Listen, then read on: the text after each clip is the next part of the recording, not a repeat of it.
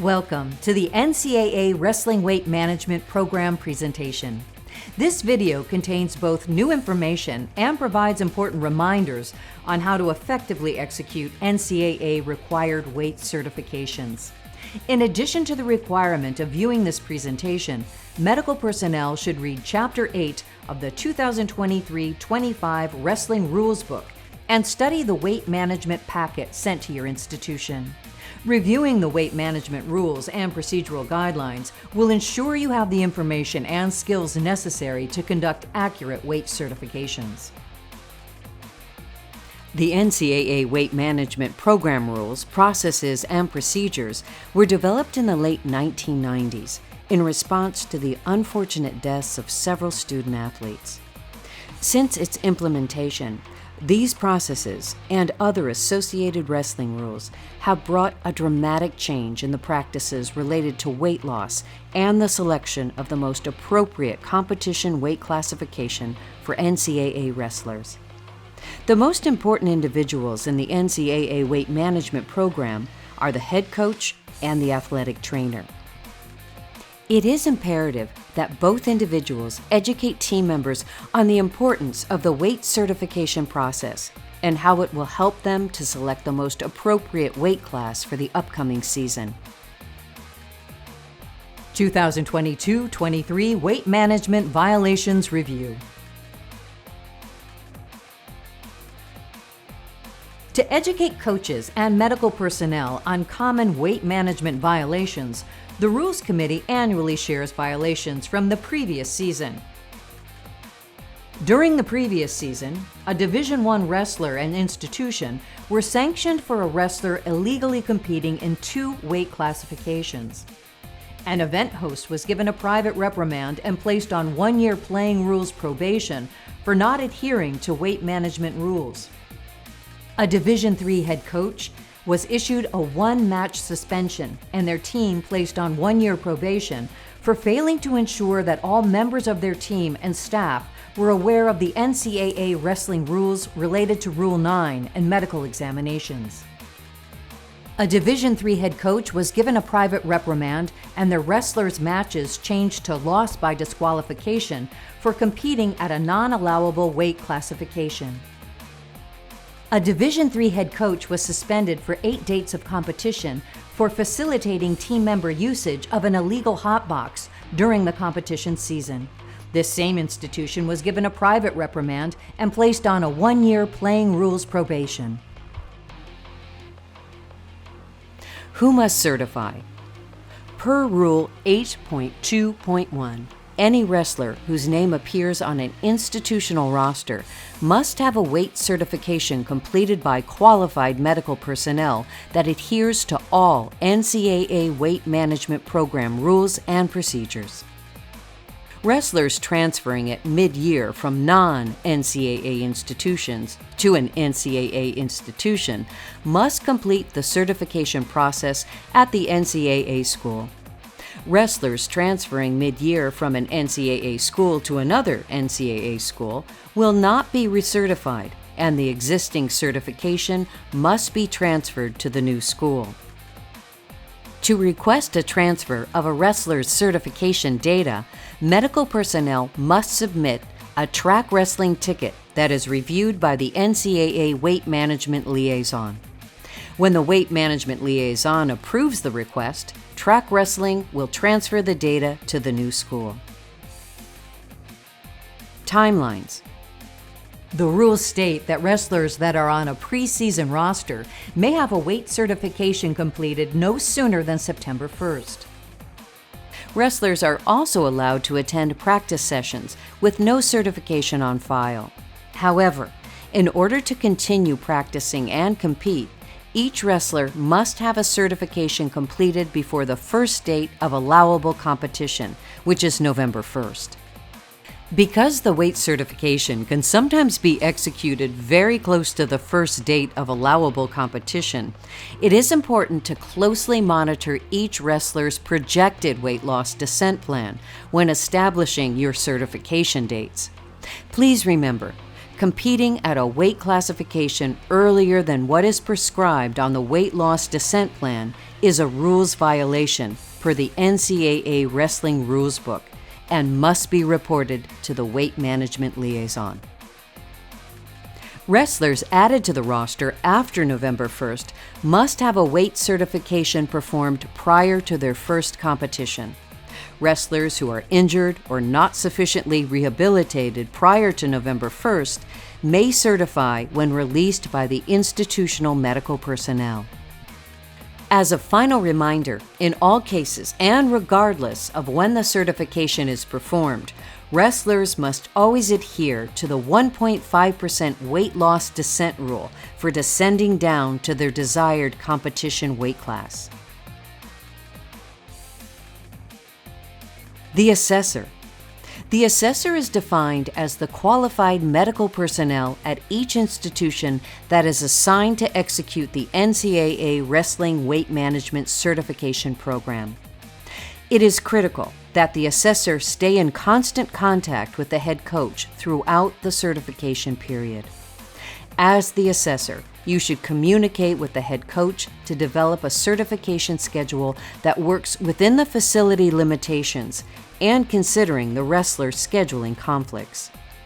In addition to setting up the scheduling, the assessor is tasked with ensuring the process is executed with the highest integrity and according to all rules and regulations.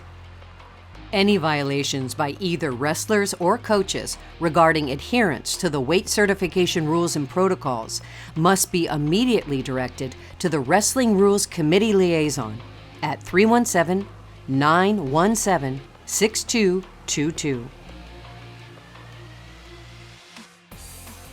Responsibilities of the coach. While the medical personnel are responsible for ensuring the integrity of the weight certification execution, the institutional head coach bears the responsibility for ensuring each coach, volunteer, and wrestler understand the importance of establishing a safe competition weight class and following all rules associated with the process. In addition to educating team members regarding the purpose of the weight certification process, it is critical that coaches explain the seriousness of any weight certification violation. Violations impacting the integrity of the weight certification process, such as urine manipulation or impersonating a wrestler, carry severe penalties. Weight certification process overview. Let's now spend a few moments going through the weight certification process. The weight certification process can be broken up into 7 steps: urine-specific gravity test, weight check, skin fold measurements, entry of data into the optimal performance calculator, confirming data as accurate, coach confirmation of the wrestler's minimum wrestling weight, and finally, sharing the weight loss descent plan with the wrestler. Medical personnel at each institution should develop their own data collection document to record results of each test. This document, at a minimum, should have the full name of the wrestler, urine-specific gravity test results, actual weight, and the body fat measurement data, whether this be the skin fold caliper readings, underwater weighing results, or bod pod measurements. Medical personnel should maintain these data sheets for each wrestler for 5 years. Now we'll talk a little bit about each of the data collection tests. Urine-specific gravity test.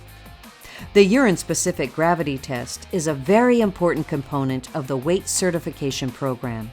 Please be sure to review the detailed urine collection guidelines outlined in the weight management program packet. As with any test, it is imperative to be accurate and to ensure you're reading the results correctly. Wrestlers who fail the urine-specific gravity test should be provided feedback on the test results so they may adjust their fluid intake accordingly on subsequent attempts. Weight check and body fat determination. After the urine-specific gravity check, wrestlers will step on the scale so their actual body weight can be recorded. After recording body weight, you proceed to the determination of body fat by using one of the 3 allowable methods: skin fold calipers, underwater weighing, or use of the bod pod. Your weight management program packet contains instructions for utilizing each of these data collection methods. Data entry and medical personnel confirmation. Once you collect the data for the wrestlers who complete the 3 data collection steps, you have 5 days from the collection date for the data to be inserted into the Track Wrestling Optimal Performance Calculator. If the data is not inserted into the OPC system within this time frame, the wrestler must be recertified. After you submit the wrestler's data, an email will automatically be sent to the coach. It is a good practice to also verbally notify the coach when there is a certification that needs review. If medical personnel submit data and the coach does not confirm or deny the weight assessment within 48 hours, the information is automatically deleted, and the wrestler must be recertified. Detailed instructions on inputting data into the Optimal Performance Calculator can be found at this website link. Coach's final confirmation. Once the data is entered into the OPC by the medical personnel, the coach has 48 hours to confirm or deny the minimum wrestling weight for the wrestler. Photo number 1 shows a sample view when looking at a wrestler who has a weight certification ready to be reviewed by the coach. Note the red time clock icon. This red icon is the indication that the certification for this wrestler needs reviewed by the coach. Before clicking the red icon, the coach will review all the data on this page and then confirm with the wrestler that this minimum wrestling weight is correct. If after discussing this weight classification with the wrestler, the coach is certain the minimum wrestling weight is correct, they will approve the certification by clicking on the red icon. Photo 2 shows a sample of what is displayed when the coach clicks on the red icon. The coach will click in the Edit Status box, and an option for either approving or denying this as the minimum weight class for this wrestler is given.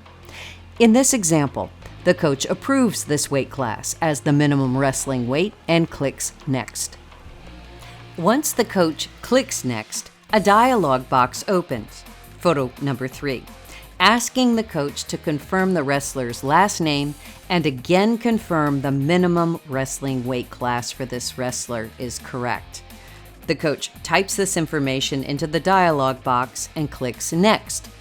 A final dialog box is opened, photo number 4, and the coach confirms for the 3rd and final time that the certification and the minimum wrestling weight for the wrestler is correct. Confirming a weight class is not reversible, and the Rules Committee will not consider waivers or reviews. It is imperative coaches discuss each minimum wrestling weight with the wrestler before making this irrevocable decision. Once a wrestler's minimum wrestling weight is confirmed, the original screen shows a white check mark inside of a green circle. This indicates that the assessment is confirmed for this wrestler. Questions and key points of contact. Any questions may be directed to the following individuals. For questions related to the NCAA wrestling rules and the Wrestling Weight Management Program packet, please contact Jimmy Chung. For help or assistance with the Track Wrestling Optimal Performance Calculator, please utilize the Track Wrestling Help Desk ticket system.